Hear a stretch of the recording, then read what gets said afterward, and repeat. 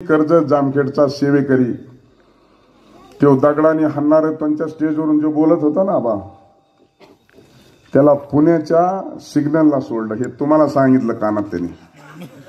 तुमच्या दोघातलं संभाषण झालेलं सुद्धा मला कळतं. मी गृहमंत्री होतो महाराष्ट्राचा